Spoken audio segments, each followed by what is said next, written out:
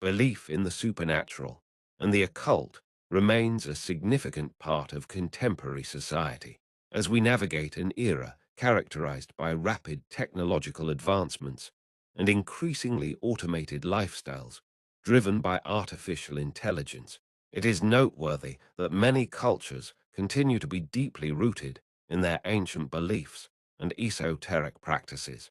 In various regions of the world, individuals earnestly pursue insights and worldly gains from these mystical traditions, often at considerable personal risk, reflecting a profound and enduring quest for understanding that transcends the modern material landscape. Today, we will explore such a story. Over a decade ago, a resident of Dubai sought a unique form of magic, specifically a magical ritual designed to bestow wealth beyond measure with minimal effort. The process involved providing the magician with substantial sum of money, which the client wished to double. By leveraging the assistance of entities under the magician's control, such task would come to fruition. However, there was an essential prerequisite. The magician required a very rare substance known as red mercury to ensure the compliance of these entities. Acquiring this elusive substance was extremely difficult and necessitated an additional sum. This where we begin this story. Abdu, Hashim, and Ahmed had been residing in Dubai for approximately 5 years.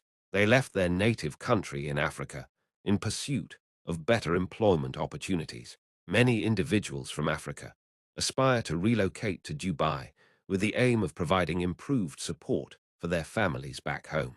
Typically, the eldest son would apply for a work visa to facilitate this transition, as it is often impractical to bring the entire family at once. Upon arriving in Dubai and securing employment, the three men began sending remittances to support their families. Abdu and Hashim found work in the security industry, while Ahmed became a taxi driver. It was during their time in Dubai that they discovered a shared deep fascination with the world of magic. Recognizing the demand for magical services within the city, they decided to offer their talents privately, mindful of the local regulations. Their occupations provided them with ample opportunities to network and promote their services, discreetly making it relatively easy to access potential clients. One day, while out on his usual taxi route, Ahmed picked up a distinguished gentleman from the airport. During the ride, Ahmed observed that the gentleman was engaged in a heated phone conversation, expressing frustration over a financial loss. Respecting the customer's privacy, Ahmed remained silent, but discreetly listened in on the discussion until the call concluded. Ahmed asked, "Are you from here, sir?" The gentleman looked up from his phone and replied, "Yeah, I was born here." "I like your rings, sir," Ahmed commented. "Do you wear them for any specific reason?" "You have sharp eyes," the gentleman said, showing a hint of a smile. "They are for protection and good luck. I couldn't help but notice how beautiful they are. Do they work for what you said they are intended for?" Ahmed inquired. "Well, I've been losing a lot of money over the past 4 weeks, so maybe they have run out of batteries," the gentleman sighed. Ahmed laughed and said, "Just last week, I picked up a client who lost over $100,000 in the stock market. But after he met some sheikh here in Dubai, he made $200,000 back the very next day. Too much money. No rings, no nothing." The gentleman shook his head. "BS.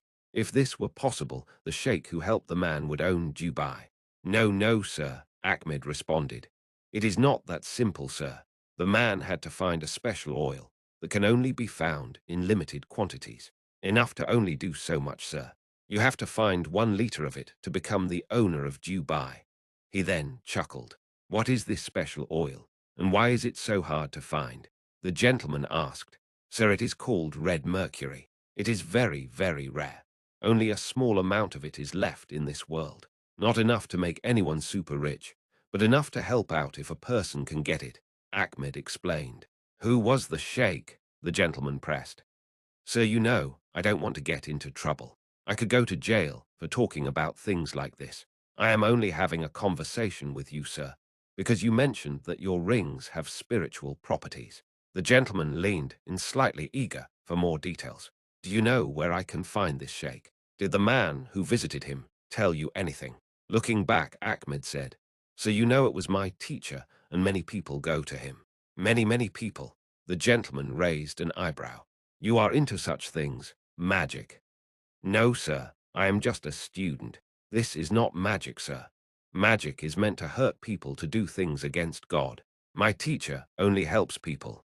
Ahmed clarified. Then why doesn't your teacher get this oil and make himself very rich? A hint of skepticism in his voice. No, sir, he is a poor man like me. To get the oil, he has to buy it from a man in Africa. And that man only sells a very small amount. That man is very rich, but the amount he sells only provides a little bit of help. Maybe he wants to keep most of it for himself, sir, Ahmed explained. Where does he get it? The gentleman continued probing. Sir, I do not know. I'm only telling you what my teacher told me. Ahmed replied. Well, how much money can this oil help you make? The gentleman persisted. From my understanding, the amount my teacher can get only brings a certain amount of money from the jinn world. My teacher keeps 25% for himself, and the person who pays for the oil gets 75%. A very good bargain, sir, Ahmed said. How much money can this oil bring, and how much does it cost? The gentleman asked. I think the oil costs $25,000 for one-time use, and it can bring between $100,000 and $250,000, depending on how well my teacher performs the ritual. You know it is very dangerous. One small mistake, and my teacher can get killed. If he is lucky, he can make a deal with the jinn for less money. But that's only if he makes a mistake, Ahmed explained. The gentleman's interest piqued. How much less money? Minimum he can get is $100,000. And if the oil costs you $25,000, you are left with $75,000. My teacher will make sure you get the money you paid for the oil first before taking his cut from the profit. But if he performs the ritual well, he can pull out $250,000, sir. The other man who did this with my teacher gave me $2,000 after he got his money, so I could help feed my family. Sir, I was very happy. He is a very nice man, sir, like yourself. I think he wants to do it again next month. Right now, he is on vacation in Spain. I drove him to the airport. He was very excited. I heard Spain is beautiful. Have you ever been, sir? Amazing. You know, I had heard about this red mercury oil when I was in Lebanon and Oman. I heard it is amazing stuff, the gentleman said.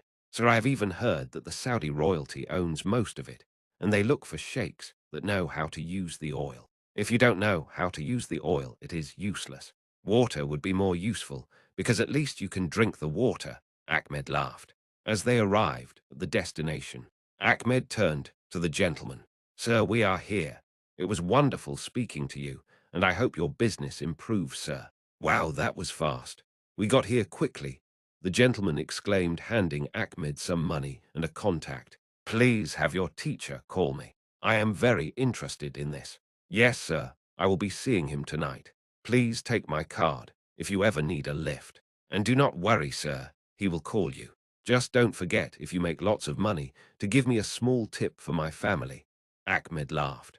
Ahmed waved at the gentleman and drove away. As the end of his shift approached, he felt excited to meet with Abdu and Hashim and tell them about the new customer he had found. Later the next day, when the three of them were off their shifts, they met up at their place. Ahmed relayed the story of the customer and his interest in acquiring red mercury. Abdu, I have this man's number. You call him and speak to him. Tell him I am your teacher, and let's see what happens. Abdu agreed and called the gentleman. Salam alaikum, sir. My name is Abdu. I am your taxi driver's teacher. He told me to call you. He said you were having some trouble. No trouble. Just interested in the red mercury. Can you help? The gentleman replied. I think I can get it, sir, but why do you want it? Abdu asked. I was told that it can help bring some money to me, which I can desperately use. My business is not performing well, the gentleman admitted. I am very sorry to hear that, sir, but I myself have not been feeling too well, and the ritual to bring money is a lot of work, Abdu replied. If you help me, I will give you 35% of whatever money you manage to pull out from the jinn world, after I take out the cost of the oil. The more money you pull out, the more money you get. Think about it, the gentleman proposed. Abdu remained silent for a few moments before responding. Okay, sir, but I do not have any oil, and I do not have any money to buy it. Maybe you can find it and bring it to me. Ahmed said you had a friend in Africa who can get it for $25,000. I'll give you an extra $1,000 to get it for me. I'm trying my best to please you, and if this works out well, we can do it more often, the gentleman insisted.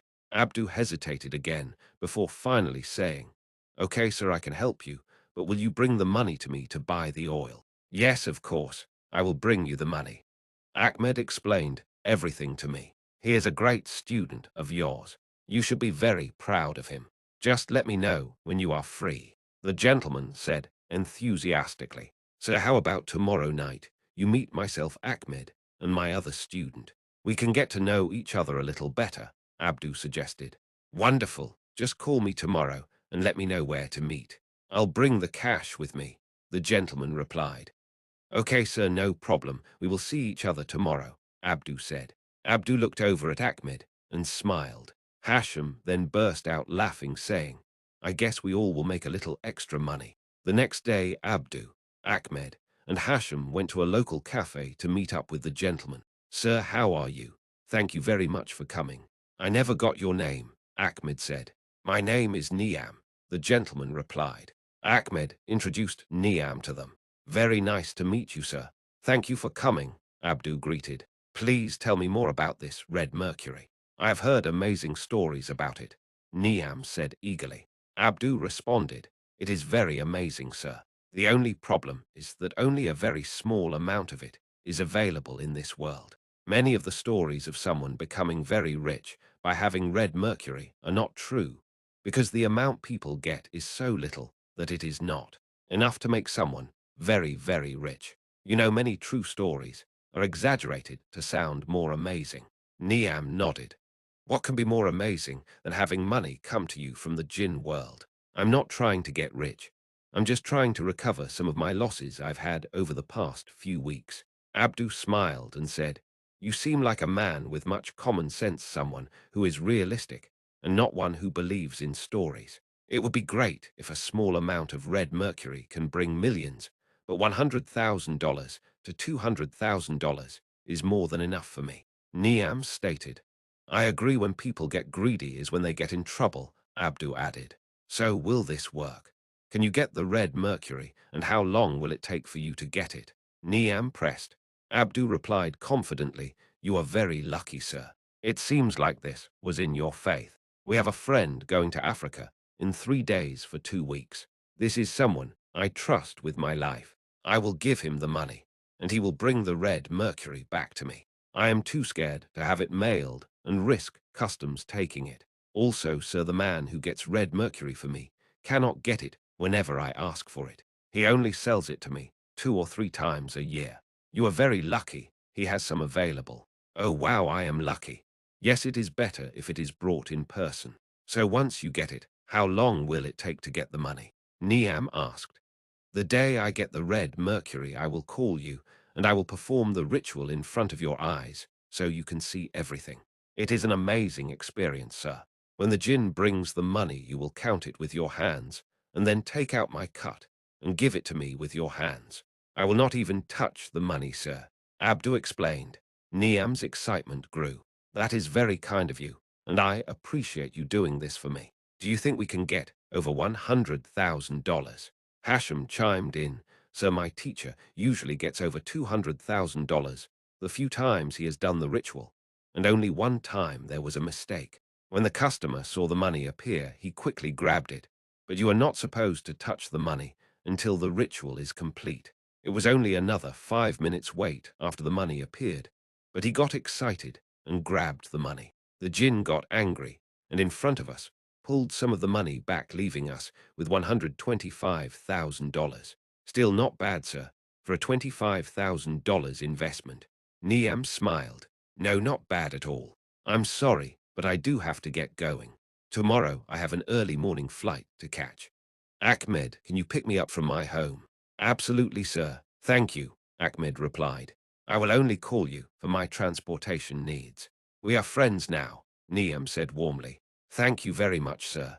So did you bring the money with you? Ahmed asked. Niam opened his briefcase and handed the $25,000 to Abdu. Okay, sir, thank you. Less than 21 days from today, I will be seeing you, and this time, we both will be taking money. Not giving, Abdu exclaimed. The three friends greeted Niam, who then walked out of the cafe. The next morning, Ahmed picked up Niam from his home and took him to the airport. Niam could not stop talking about how excited he was for this opportunity and thanked Ahmed repeatedly. For the next 14 days, Ahmed took Niam to the airport and picked him up from there. Days had passed, and only a few days remained until the arrival of the Red Mercury. On the last day, Ahmed picked up Niam from the airport. Niam was elated. Good evening, sir. How was your trip? I'm sorry I was a little late getting to the airport. There was a lot of traffic, Ahmed said.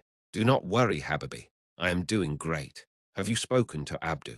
It is only a matter of days until we have the Red Mercury in our hands. Niam replied. I saw him last night, sir. He is just as excited as you are. Who wouldn't be excited to receive easy money? Just don't forget about me, sir. Ahmed reminded him. Niam smiled. I can never forget about you, Habibi. I will take care of you as soon as I give Abdu his cut.